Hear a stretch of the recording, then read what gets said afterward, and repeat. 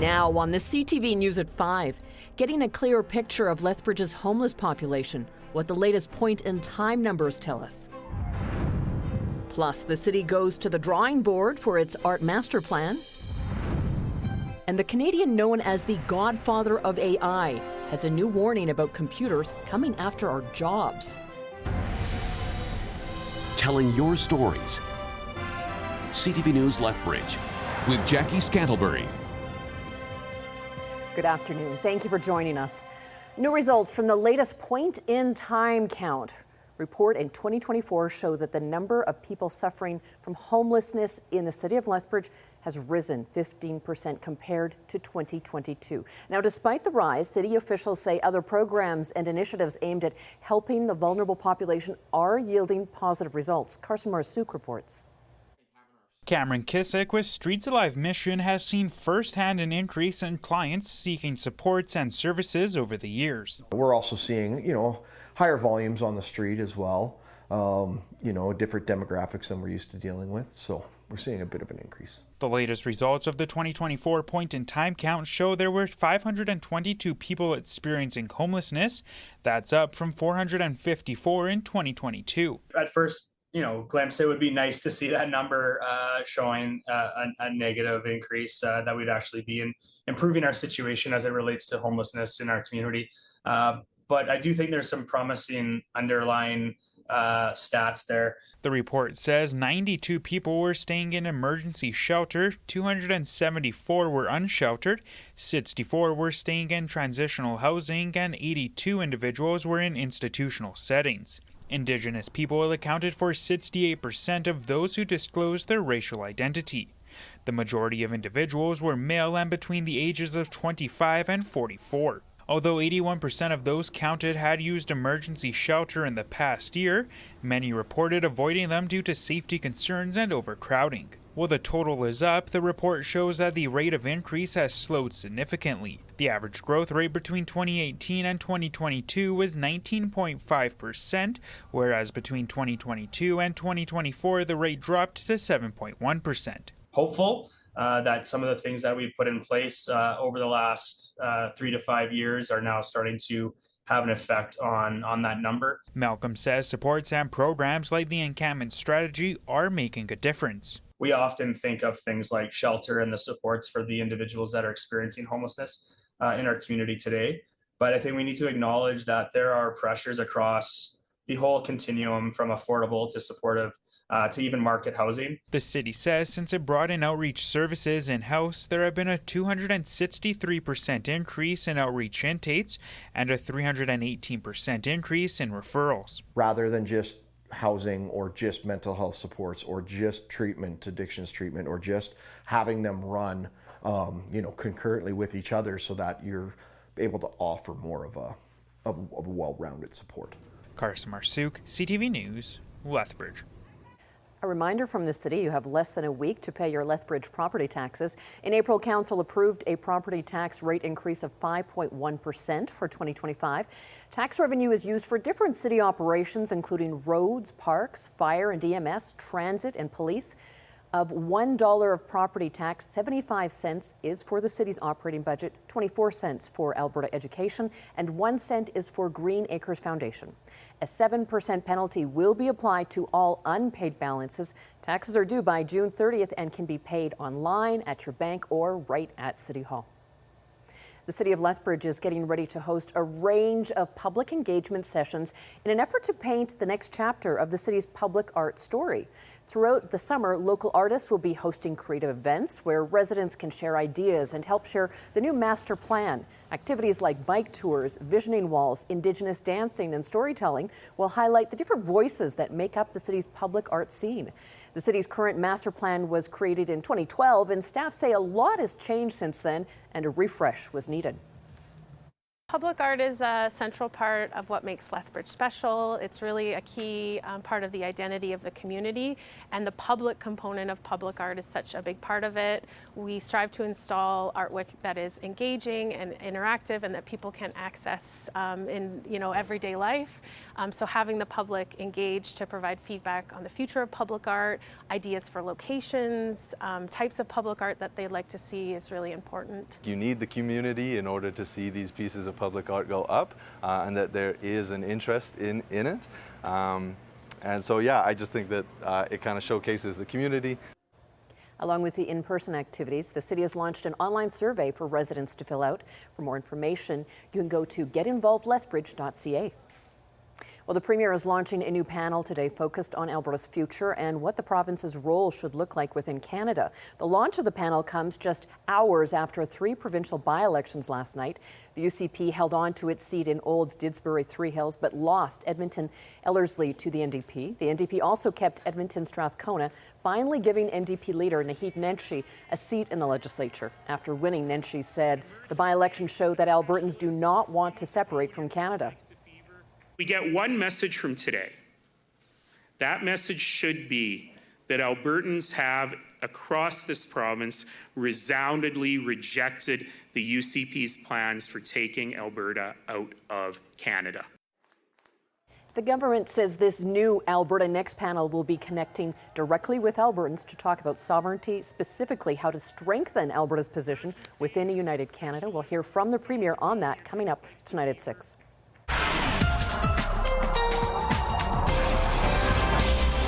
Well, let's check in with Danielle Savoni for the latest in the forecast, and actually a pretty nice day out there today, Danielle. It has been pretty nice. The sun has been out, the winds have been relatively calm, temperatures have been a little warmer and pretty much where we should be for this time of year.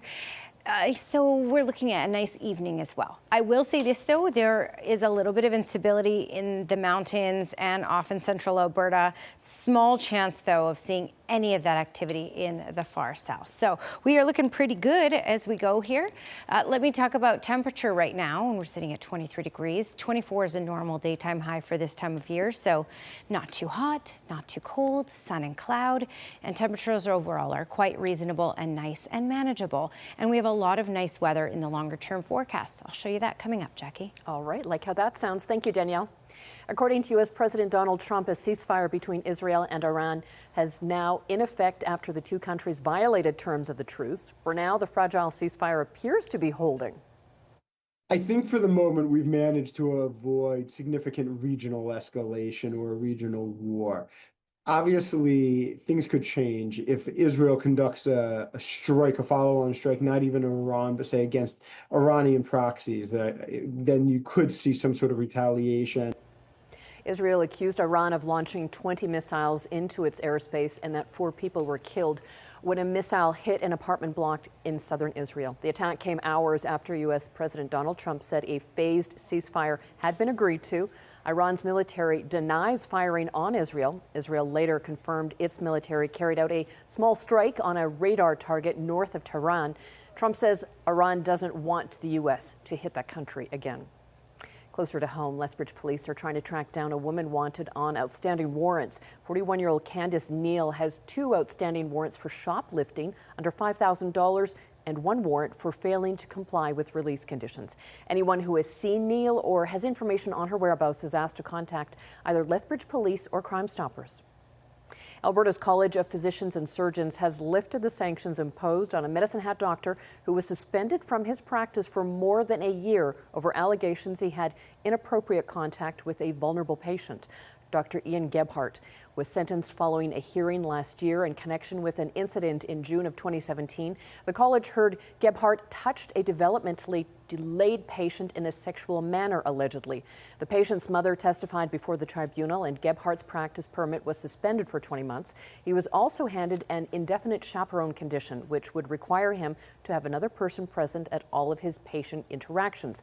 Gebhardt appealed the sanctions, calling them unfair and unreasonable. After hearing Gebhardt's appeal, the CPSA overturned the sanctions. A Canadian known as the godfather of artificial intelligence has a warning to millions of workers at risk of losing their jobs due to AI. John Vinavali Rao reports. Indiana gonna win, baby! In an advertising first, this completely AI-generated commercial recently ran on American primetime TV. No one you see is real. Everything created in 2 days using text prompts.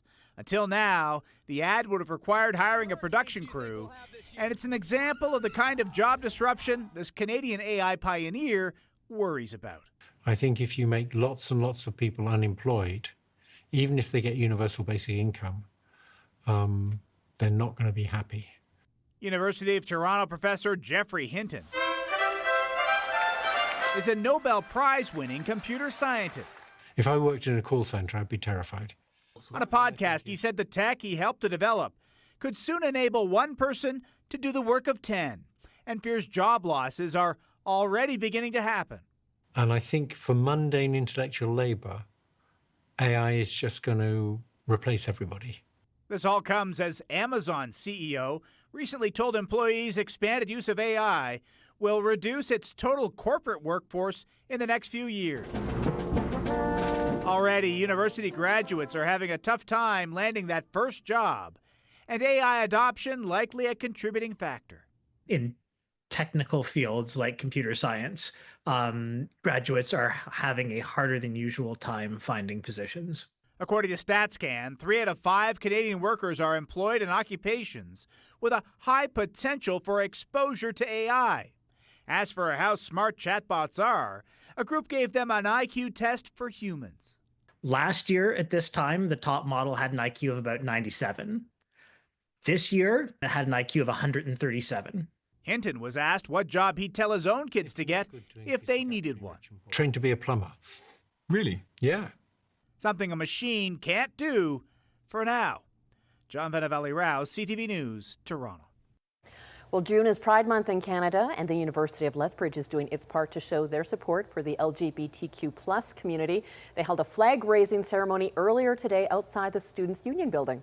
The Pride flag will stay there for the remainder of June, along with other Pride flags that have been hoisted up across campus. The U of L also announced its Vandenhoek Schlattner Pride Award recipient. Faculty of Education student Lexia Piccolo was awarded the scholarship this year. Congratulations.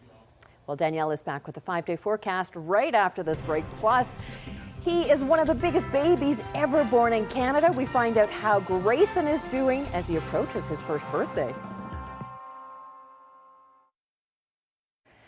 Okay, your sky cam facing west. It's beautiful out there today. We had a very lovely day, and considering all the rain we had earlier on Friday and the weekend, and today, no wind in the Lethbridge area. Nice sunshine for much of the day, and we're looking at a very nice week overall. So lots of this to enjoy. Not too hot, not too cold.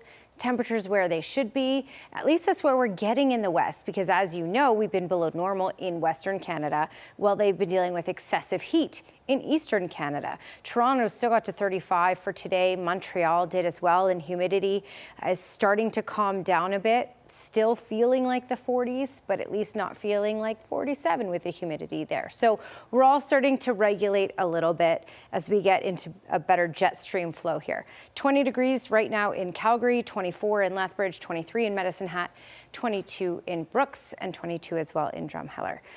Looking at that upper air analysis, you can see that excessive heat in the east, and then we're getting this jet stream starting to pump up. So we've been able to get some warmer air in. We're going to be on the south side of the jet stream, but we're not looking at an intense ridge of high pressure. So temperatures will not continually build. Yes, tomorrow may be hotter than normal by closer to that 30 mark. But outside of that, we're looking at those lower to mid 20s for the rest of this week in southern Alberta.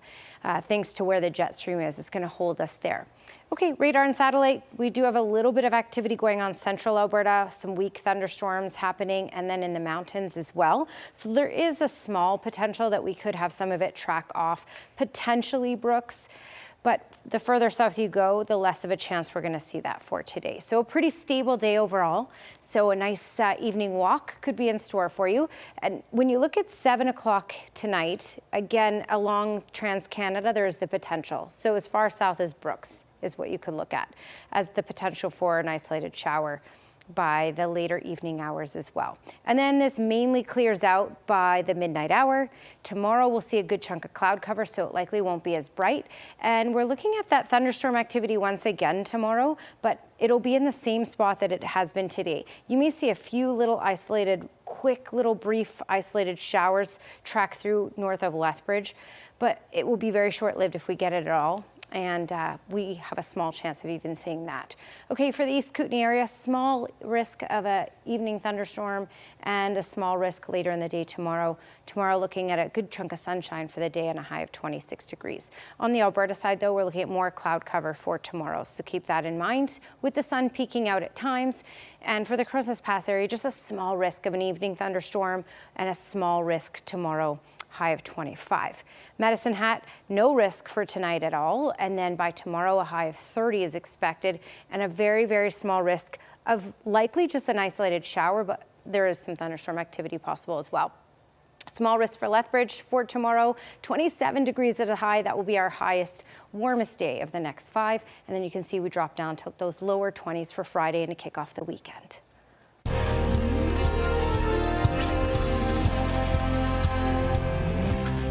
The South Health Zone has now hit 700 confirmed measles cases since the outbreak began. Today, there are 15 new cases for a provincial total of 1,065. Only one of those new cases is in the south. 14 are in the north. The majority of measles cases in Alberta have been unvaccinated children. Health officials say the best way to avoid getting the highly transmissible and preventative disease is by getting 2 MMR vaccines, which are also free. It was a delivery that left doctors doing a double take and broke hospital records. A baby named Grayson had a big entrance into the world a year ago, tipping the scales at a whopping 15 pounds. And just ahead of his first birthday, CTV's Luke Simard caught up with the family of one of the biggest babies ever born in all of Canada. Daddy messed it up. Meet Grayson, a soon-to-be one-year-old baby. When Grayson was born, he weighed a staggering 15 pounds and 10 ounces, a weight not seen before at Orillia Soldiers Memorial Hospital, making a case for the largest baby ever born in Ontario. He was 24.5 inches long, and his head was 42.5 centimeters, I believe. Correct. I did have a planned C-section for that day, so we left here bright and early, I believe 4 o'clock in the morning, I think it was. With a baby born of that size, there came challenges, especially after birth. He was wearing a size 3 diaper, which isn't very common for a newborn baby, but the hospital was very good with, getting their hands on the resources that we needed. When Orillia Soldiers Memorial Hospital went to register Grayson's weight, they ran into a unique situation. When Grayson was born, the team went to enter his weight into the Ontario registry, and we were surprised to find out that his weight exceeded the upper limit.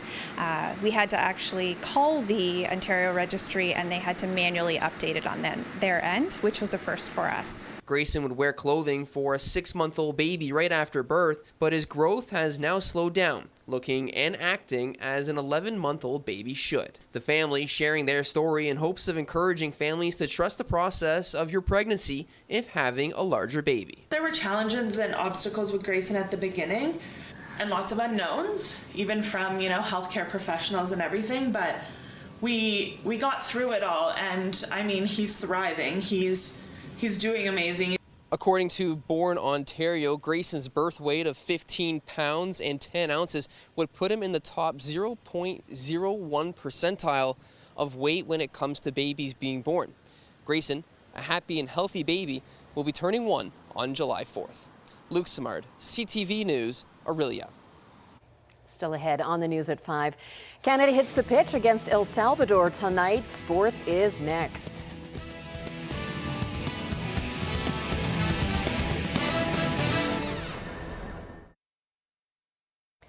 7 games on tap in the WCBL, including a doubleheader between Lethbridge and the Energy City Cactus Rats. Action got underway between the teams about 20 minutes ago. Both teams will hit the field again tonight at Spitz, 7:35 for a rematch. Medicine Hat Mavericks, they're taking on the Weyburn Beavers at Tom Lang Park, and Brooks Bombers are playing host to the Okotoks Dogs tonight. It may only be June, but the Lethbridge Hurricanes are already preparing for the upcoming season, and tomorrow the team is announcing its new head coach. The team also announcing their next season's schedule. Canes will play 5 exhibition games, including 3 at home, 2 on the road. The preseason action will get started against the Medicine Hat Tigers September the 2nd, and the Hurricanes' home opener, that is set for Friday, September 19th against the Calgary Hitmen.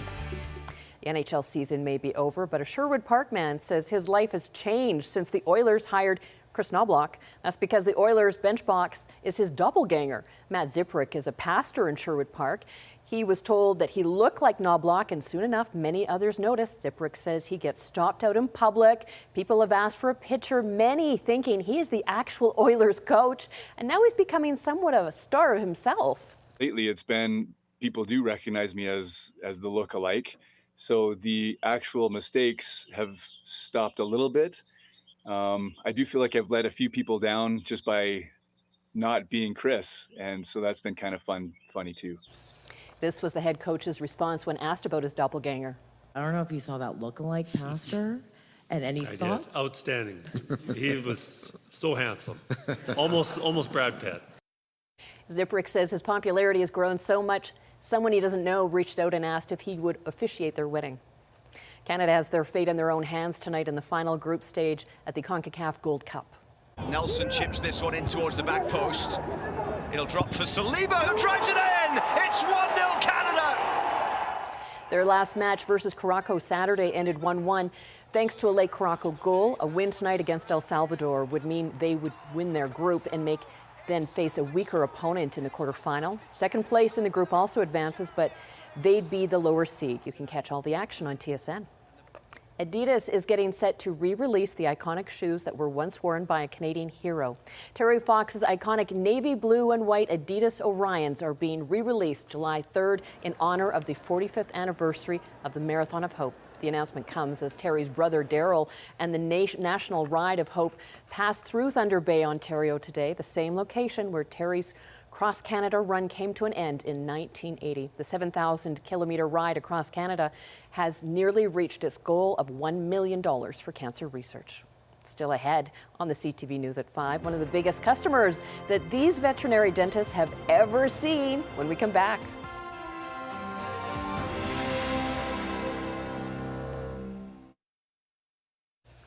Well, they say you should never poke the bear, but today a team of vets did just that at a zoo in the U.S., but it was for a good reason. It is the largest crown that's ever been placed on an animal, and so this will be the first bear in the world to get a titanium crown. Apparently, even bears need to visit the dentist sometimes. Tundra, the Alaskan brown bear, got a crown, a procedure that is quite normal at a vet's office, but officials say doing it on a bear is a different story. That's because the bear weighs 1,000 pounds. Luckily, he was blissfully unaware this was even happening and will be back on his hairy 2 feet in no time, joining his brother Banks at Minnesota's Lake Superior Zoo. Wow. That is interesting. Thank you for sharing this time with us. Now here's the early edition of the CTV National News.